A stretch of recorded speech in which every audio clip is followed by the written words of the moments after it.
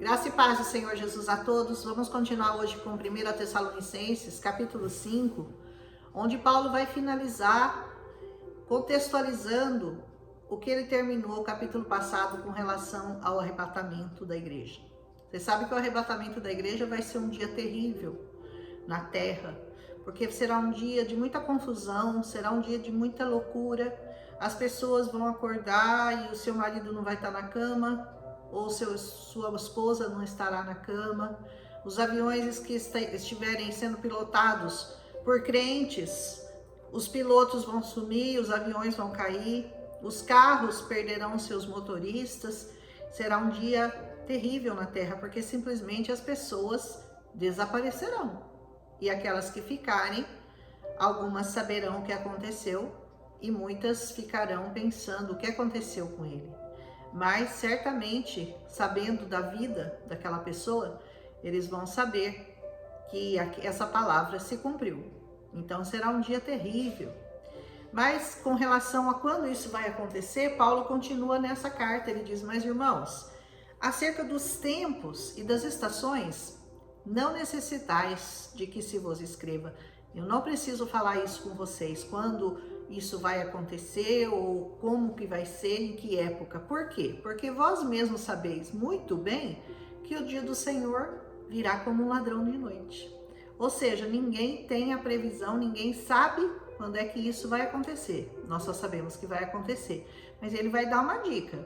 Ele vai dar uma dica do que vai estar acontecendo na época que Cristo vai voltar. Ele diz assim: pois que quando disserem para vocês a paz e segurança, então lhes sobrevirá repentina destruição, como as dores de parto, aquela que está grávida, e de modo nenhum escaparão. Então nós já sabemos que pelas profecias que nós já lemos em Daniel, pelas profecias que nós vamos ler ainda lá em Apocalipse, pelas profecias que o próprio Jesus Cristo deixou alguns sinais para nós no livro de Mateus, nós sabemos que haverá um líder mundial que vai estar dominando o mundo e que vai conseguir restabelecer ou formar uma paz mundial entre todos os povos. Mas é uma mentira, é uma ilusão, e ele vai querer, na verdade, tomar o lugar do Senhor Jesus no coração das pessoas. E quando ele disser: olha, esse é o grande pacificador da humanidade, esse conseguiu, esse líder mundial, que o mundo caminha para a indicação do anticristo, quando esse líder mundial estiver reinando, então vai vir de repente, a destruição, a repentina destruição, como fala essa palavra. Então, muito cuidado com a palavra paz no mundo, porque não haverá paz até que Jesus venha buscar a sua igreja. E a paz é para aqueles que o esperam, para aqueles que creem, para aqueles que reinarão com ele. Os demais não viverão em paz, serão enganados. Mas vós, irmãos, já não estáis mais em trevas, ele diz, para que aquele dia, o dia do Senhor, vos surpreenda como um ladrão. Você já não está mais nas trevas, então você não tem que se preocupar com o dia que o Senhor vem buscar a sua igreja. O que você tem é que se guardar até que esse dia chegue, para que ele não te apanhe de surpresa, como vai apanhar a muitos. Porque todos vós sois filhos da luz e filhos do dia. Nós não somos da noite e nem somos das trevas. Que comunhão nós temos com a noite? Que comunhão nós temos com as trevas? Nenhuma. Não durmamos, pois, como os demais, mas vigiemos. Vigiar e orar, eis a ordem do Senhor. E sejamos sóbrios, ou seja, sempre sóbrio, sempre sem necessidade nenhuma de álcool no seu corpo. Você tem que estar sempre sóbrio, para que o Senhor não te pegue de surpresa. Ah, vai ser só hoje, vai ser só um copinho de vinho, só hoje. O Senhor volta e você fica. Porque os que dormem, dormem de noite, e os que se embebedam, também se embebedam de noite. Alguns se embebedam até de dia, né? Mas normalmente as pessoas se embebedam à noite. porque é uma necessidade de se esconder na noite. Os bêbados têm essa necessidade, né, de estar se escondendo. Nem eles sabem do que, mas na verdade eles estão se escondendo do Senhor. Aleluia! Mas nós que somos do dia, sejamos sóbrios, sempre sóbrios, vestindo-nos da couraça da fé e do amor, e tendo por capacete a esperança da salvação. Porque Deus não nos destinou para a ira. Deus não destinou você para a ira dele, mas para a aquisição da salvação por meio de nosso Senhor Jesus Cristo. Seu destino é a salvação. Seu destino é a vida eterna. O seu destino não é a ira de Deus sobre a sua vida. Aleluia! Porque quem morreu por nós, para quê? Quer nós vigiemos, quer nós durmamos ou vivamos juntamente com ele. Ou seja, aquele que morreu por nós, que é Jesus Cristo, ele quer isso, que você vigie. Quer você esteja dormindo ou quer você esteja acordado, você vai ter que estar vigilante. Vivamos juntamente com ele. Por isso, exortem-se uns aos outros, edifiquem-se uns aos outros, como também o fazeis. Ou seja, você tem que estar sempre pronto para edificar o seu irmão, para exortar o seu irmão, para viver numa comunidade que confesse o nome do Senhor Jesus, para você mesmo ser edificado, ser constantemente exortado, para que você possa viver plenamente essa palavra.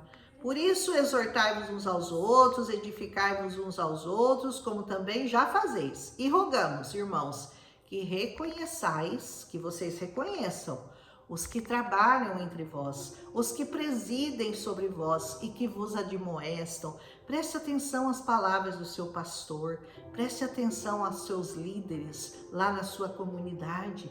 Não seja uma pessoa que causa rebelião, que se insurge contra seus líderes, não. Seja um obediente a eles. Submetei-vos, eles recebem instruções do Senhor. E você conhecendo a vida deles, você tem que ver o Senhor na vida deles. E vocês têm que estar prontos a serem admoestados, sem reclamar. Tem gente que não aprende a ser admoestado, que toma uma dura e sai da igreja. E vai embora. Ah, eu não aceito que o pastor fale assim comigo. Você não aceita que o Senhor fale assim com você. Então, quem é você para mandar no Senhor? Você não é ninguém. Submeta-se. Você coloque-se no seu lugar. E seja repreendido e alegre-se por isso, porque o Senhor só repreende aqueles que Ele ama. Os que Ele não ama, Ele não repreende, Ele não está nem aí. Não é pai deles. Aleluia. E que os tenhais em grande estima, não só que não ligue para a admoestação, que você não fique bravo, que você receba isso com alegria, mas que você ainda tenha eles em autoestima por causa da sua obra, por causa da obra que eles fazem. Tende paz entre vós, vivam em paz, na sua comunidade, na sua igreja e fora dela também. Rogamos-vos também, irmãos, que admoesteis os desordeiros, sabe aqueles que causam desordem?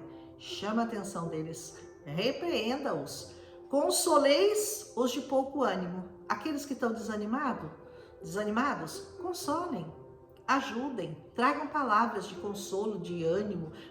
A palavra de Deus é cheia de palavras que trazem ânimo para nós. Sustentei os fracos, aqueles que estão mais enfraquecidos na fé. Sejam os sustentadores deles, sejam aqueles que trazem a eles conhecimento dessa palavra. Amor por essa palavra, confiança, esperança, certeza nessa palavra. Seja você esse que sustenta fracos e sejais pacientes para com todos. Ai, como isso é difícil, né? Ser paciente com todos. O Senhor tem que trabalhar muito em você a paciência, porque a paciência, ela vem da tribulação. A tribulação é que produz a paciência e a paciência produz a esperança. Amém? Então, seja paciente com aquelas pessoas que são mais fracas na fé, que são menos visionárias, que ainda não entenderam bem a obra do Senhor, que ainda precisam de admoestação, ou que às vezes precisam de uma exortação. Faça isso, seja você esse canal. E diz assim: vede também que ninguém dê a outrem mal por mal. Não paga o mal com o mal. Se alguém te fizer mal, você paga como? Com o bem. Aleluia. Mas segui sempre o bem, tanto uns para com os outros, como para com todos. Entre uns e outros e com todos. Espalha, seja um espalhador, um disseminador de bem, de bondade, de esperança, de palavra de salvação. Aleluia. E aqui ele vai trazer uma série de coisas que você tem que aprender a fazer na sua vida cristã. Primeira delas, regozijai-vos sempre. Você tem que estar sempre alegre. Tá na luta, irmão, mas alegre, sabendo que o Senhor vai cuidar e que essa luta vai passar, que esse vale vai acabar e que lá no final tem uma luz esperando você. Então se alegre, não deixa a tristeza tomar conta do seu coração, porque é isso que o inimigo quer fazer, ele quer te entristecer. Então a primeira demonstração de Paulo, o primeiro conselho de Paulo: regozijai-vos sempre.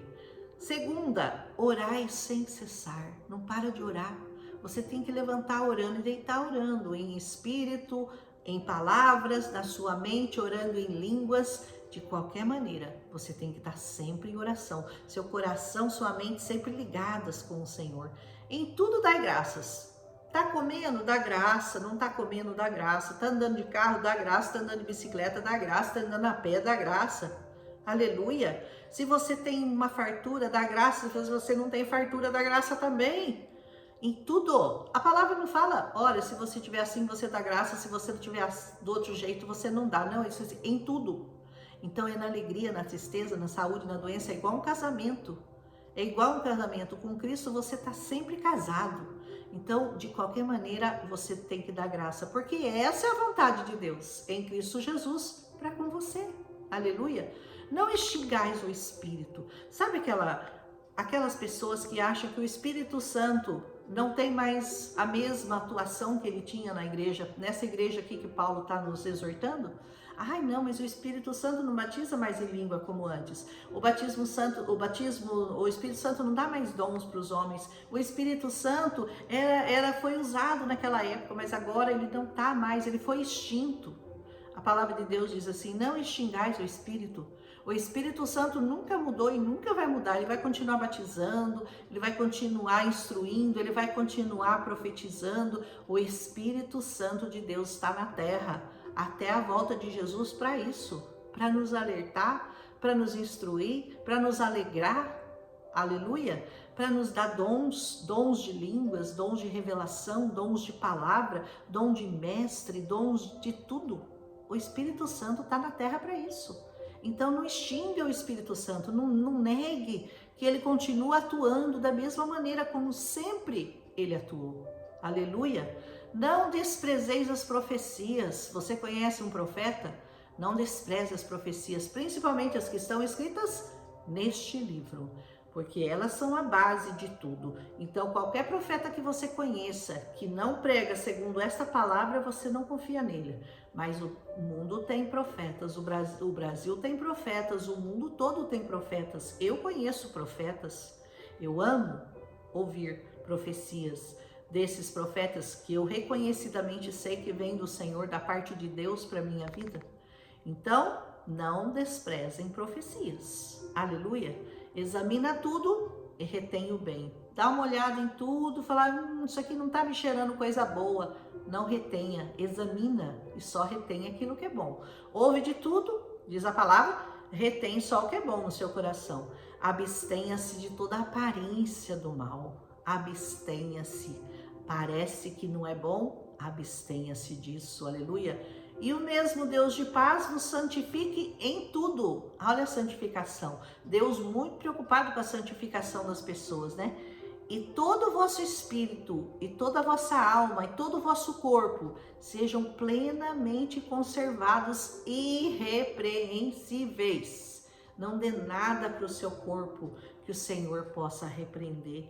Não se prostitua com o seu corpo para que o Senhor venha te repreender. Não se contamine com o seu corpo para que o Senhor venha te repreender. Não dê coisas impróprias para o seu corpo, não dê álcool para o seu corpo, não dê cigarro para o seu corpo, não dê drogas para o seu corpo. Seu corpo é o seu vaso, tem que ser mantido santo. Você tem que ser irrepreensível no Senhor para a vinda dele. Você está aguardando a vinda do Senhor Jesus, como ele profetizou ontem, lá em 1 Tessalonicenses 4? Então, mantenha-se irrepreensível. Fiel é aquele que vos chama, o qual também o fará. Se ele te chamou, ele vai fazer tudo isso em você. Você tem que estar aberto e pronto para receber. Irmãos, orai por nós, diz o apóstolo Paulo. Eu vou pedir isso para vocês também. Orem por mim, porque é claro que nós que pregamos a palavra sofremos alguns tipos de ataques espirituais, né? O inimigo não fica feliz com aqueles que pregam a palavra genuína, verdadeira, pura, sincera. Então, a gente precisa estar debaixo de oração. Graças a Deus eu tenho uma igreja maravilhosa que me cobre de orações, pastores maravilhosos. Então, isso é muito importante para você estar numa comunidade que você sabe que está constantemente orando por todos os que estão lá. Saudai a todos os irmãos com ósculo santo. Ósculo santo para você, aleluia. Pelo Senhor eu vos conjuro que esta epístola seja lida a todos os santos. Ela foi, né? Realmente essa epístola foi lida por toda a igreja do Senhor Jesus. Continuará sendo lida. Está sendo lida há mais de 2000 anos e assim será até a volta do Senhor. E a graça do nosso Senhor Jesus Cristo seja com vocês. Amém. Assim Paulo termina a primeira carta aos Tessalonicenses. São 5 cartas. Agora ele vai escrever a segunda carta aos Tessalonicenses, que são mais 3. E nós estaremos aqui de volta amanhã gravando a segunda Tessalonicenses, capítulo 1. Se você gostou, deixa seu like, compartilhe com as pessoas que você ama, se você foi edificado por essa palavra. Se possível, comenta amém aí, que ajuda também. Amém? Um abraço em Cristo Jesus e até amanhã.